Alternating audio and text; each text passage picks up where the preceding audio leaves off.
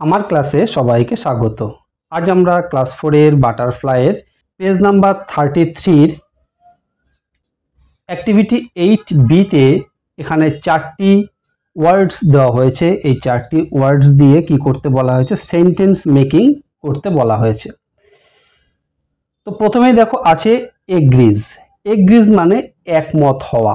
Agri দিয়ে যদি আমরা বাক্য লিখি অর্থাৎ সেন্টেন্স লিখি তাহলে আমরা কি লিখতে পারি? আমরা লিখতে পারি হি এগ্রিজ উইথ মি, সে আমার সাথে একমত। এছাড়াও আমরা অন্য ভাষাতেও বা অন্য সেন্টেন্সও কিন্তু লিখতে পারি, তোমরা তোমাদের মতো লিখতে পারো। নেক্সট দেখো এক্সক্লেমস। এক্সক্লেমস মানে চেঁচিয়ে ওঠা। তো এই এক্সক্লেমস দিয়ে যদি আমরা সেন্টেন্স মেকিং করি তাহলে আমরা লিখতে পারি শি এক্সক্লেমস উইথ ডিলাইট, সে এত আনন্দ পেয়েছে যে চেঁচিয়ে উঠেছে বা সে আনন্দে চেঁচিয়ে উঠেছে।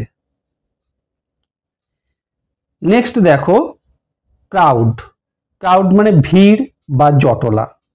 এটি দিয়ে যদি আমরা সেন্টেন্স মেকিং করি তাহলে আমরা লিখতে পারি there was a large crowd in the fair, মেলায় প্রচুর লোকের জটলা। নেক্সট দেখো আছে ফোক। ফোক মানে লোকসঙ্গীত। তো এটি দিয়ে আমরা বাক্য রচনা করলে আমরা লিখতে পারি the Baul is the folk music of West Bengal.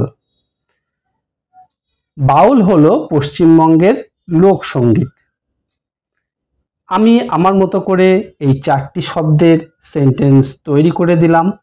তোমরা এটি দেখে দেখে নিজেদের মতো করে আরও সেন্টেন্স তৈরি করতে পারো। আশা করি ভিডিওটি খুব মনোযোগ দিয়ে দেখেছো, তাহলে বিষয়টি বুঝতে পেরেছো। ভিডিওটি ভালো লাগলে একটি লাইক করো আর তোমার বন্ধুদের মধ্যে শেয়ার করো, তাহলে তোমার বন্ধুরাও শিখতে পারবে। আর এই রকম ভিডিও আবারও পেতে চাইলে চ্যানেলটি অবশ্যই সাবস্ক্রাইব করে রেখো। খুব ভালো থেকো, দেখা হবে নেক্সট ভিডিওতে। Thank you.